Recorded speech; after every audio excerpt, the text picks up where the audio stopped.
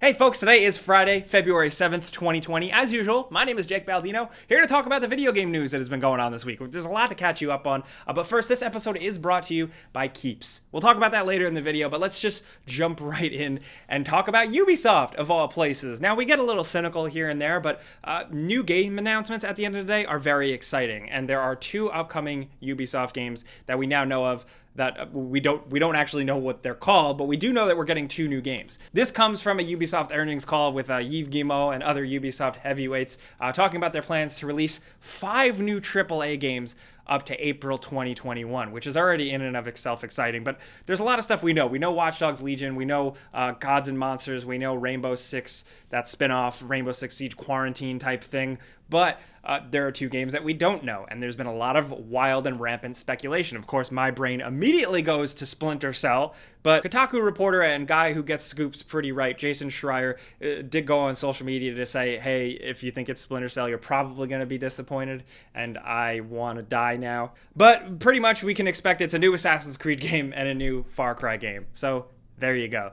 I'm still at the point where I would like more new intellectual property. I know we're getting that with Gods and Monsters. It doesn't look totally up my alley. I hope they are working on more stuff, but still, of things we know of for up to 2021, it seems pretty interesting. If anything, maybe it's good that Ubisoft does slow down and take their time and not just churn out sequels instantaneously. I think they may have learned that after getting burned by Ghost Recon Breakpoint a little bit. The newest Watch Dogs has been taking some time, and they have pushed a lot of their titles back, so there is that. This story is first because it's a good conversation starter, to be honest. You guys down in the comments, what do you think their next two games are? Do you think it's just going to be an Assassin's Creed and a Far Cry, or do you expect something else? I think Assassin's Creed is likely. Far Cry, I don't know. I don't really care at this point. I'm a little burnt on that series, but I'm curious to hear what you guys think down in the comments. Let's move on, though, and talk about Rockstar Games. The story that took me and a lot of the world by storm this week is that Dan Houser is officially leaving Rockstar Games. Dan Houser, if you don't know, is part of the duo, Sam and Dan Houser,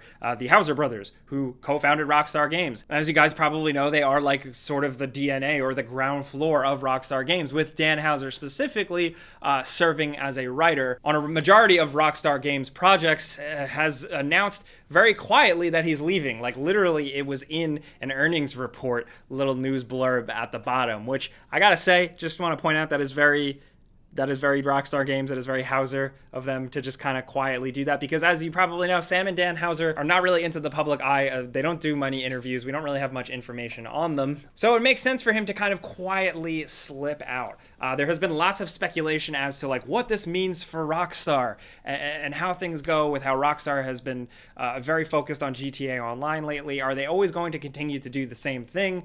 I do really want to point out that I do think that the ideas behind Sam and Dan and the storytelling approach and like what they want to do, that's infectious. That has to be like infectious on a corporate culture. I think people working at Rockstar are still very much going to want to tell good stories like that. It's just not going to have Dan writing them, which I do think is still a big loss. You know, I really want to point out that if he's retiring with a bajillion and millions of dollars, good for him, dude. You earned it. But I think if he completely just does retire and doesn't work on video games and write video games anymore, I think video games as a whole, this is a big loss, you know? Dan Houser has written or co-written on the Grand Theft Auto games, Bully, Red Dead Redemption 2, Max Payne 3. I mean, come on. But I do think it's important to note that it's not just him.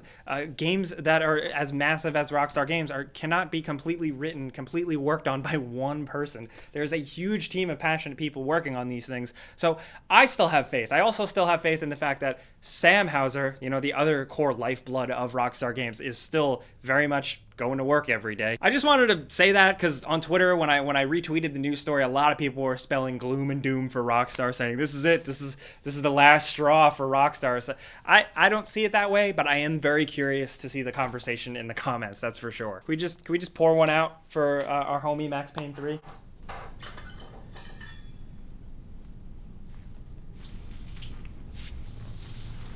All right, wow, jeez. Next up, we have a couple of things linked in the description below, some things you may have missed during the week, some things linked to just watch and check out. The first is a new Ocarina of Time speed run. The new record is under 10 minutes, which is crazy. It was previously in the teens. This is an any percent run, so really what it is just using any sort of trickery, any sort of exploit you can find within the game itself to get it to completion. So you're not technically really playing the game, but still, I always like to point these things out because it's really fun to see games be completely manipulated and broken and bent to someone's will without any external factors. It's a really good watch, and also shout out to this person who recreated The Last of Us Part 2 PS1 style in Dreams. That is a really good watch. Dreams is finally officially launching, I believe, on Valentine's Day, and I can't wait to get my hands on that and just see what people are going to make even more. I am not creative, I cannot make anything, but I'm looking forward to just seeing what other people could do. Also, I guess if we are on the topic of PlayStation, there is now an official PlayStation 5 site, like an official Sony PlayStation site for PlayStation 5. It doesn't really say much. This did cause some buzz earlier in the week, but I do just want to point out that the statement on it says we're not quite ready yet to show what we're working on. So there was a lot of rumors about a February reveal. Maybe that's less likely now. I don't know. Who knows? Also, very earlier in the week, it feels like an eternity ago, but Platinum Games launched a Kickstarter for The Wonderful 101, essentially putting it out on Nintendo Switch and with stretch goals, putting it on other new consoles. And as of right now, they asked for starting for $50,000, and they've crossed well over the 1 million mark. I didn't realize there were that many people willing to show up for The Wonderful 101, but what do I know? Video games are magic. And I do just want to point out one thing. I want to say thank you to you guys out there. If you guys watched last week's Friday show, we talked a lot about causes that were important to us, to accessibility in games with what the technology Able Gamers was working on, to a local issue that affected us here in Long Island, New York. So I just want to say thank you to you guys for responding well to that and showing up and reaching out. We really appreciate it. You guys are awesome. But let's move on and talk about the next story, which is Crash Bandicoot in the news. My favorite dude. He's getting a mobile game. It's just like a whatever mobile game. If this pans out to be true, take it with a grain of salt. Of course, this is a leak, but at Jump Button CB has seemingly leaked key art for an App Store game that is seemingly like a Crash Bandicoot free-to-play runner game. You know, like those endless runner little games. Honestly, the formula makes sense for a Crash Bandicoot platformer type of game, but knowing that Activision is involved, I don't really have too many high expectations for it. But yeah, there you go, guys. Breaking news: new Crash Bandicoot game revealed. You know what they should have done if they were smart? They should have made Crash Team Racing on mobile and made it way better than the Mario Kart Nintendo free-to-play thing. In other news, this week seems like very focused on big figurehead departures. Rod Fergusson, who is behind the Coalition, who has most recently been responsible for Gears of War 4 and 5, has announced that he is leaving the studio and he is moving over to Blizzard to work on the Diablo franchise, presumably Diablo 4 and beyond. It's very interesting. It's a very interesting move, especially considering lately Blizzard has been getting a lot of heat, obviously, and very recently because of Warcraft 3 Reforged, which is definitely not pleasing a lot of people by any means. So this is very interesting. This is quite a shift, especially because Rod Fergusson has been known for quite some time as a fixer, the guy who comes in and he closes it out. He came around and shipped and finished BioShock Infinite. Apparently his leadership and his aspect in that was very helpful to the game's success. He's also been around forever, it's worth pointing out. Like, he worked on Half-Life, he worked on all of the Gears of War games until getting complete leadership. I think it is a bummer for Gears of War as a franchise to lose their big creative lead, but I am excited for new people to give it another fresh look and maybe take it in another direction. If you missed it, Cliff Bleszinski, former creator of Gears of War, did pipe up to say that he would be interested in consulting on a Gears of War 6. That's all talk. Who knows if that'll go anywhere, but good luck to Rod Fergusson. Hopefully he can go and make the Diablo 4 and then the unannounced Diablo game and the mobile game to be good and make people happy, because public sentiment for Blizzard right now is seemingly at an all-time low. Also, Rod Fergusson wears cool sneakers, and we're big fans of people who wear cool sneakers. Also, I did point it out last week, but I want to give it a shout. We are taking submissions for your best in-game screenshots or use of photo mode. We are working on a video, like best photo modes in games, and we'd love to feature some of your screenshots and give you guys credit. So if you want, submit in to the link in the description below.